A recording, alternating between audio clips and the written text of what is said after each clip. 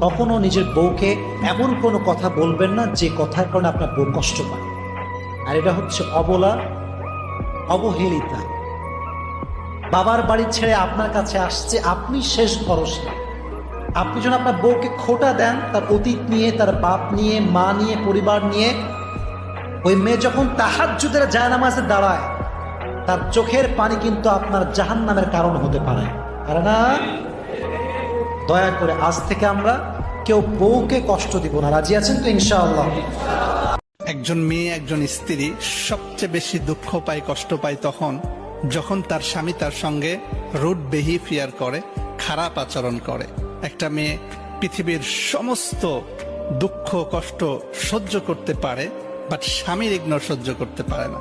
পৃথিবীর সবাই তাকে ইগনোর করুক, ডাজেন্ট ম্যাটার। পৃথিবীর সবাই তাকে অবহেলা করুক, ডাজেন্ট ম্যাটার। বাট প্রিয় মানুষটা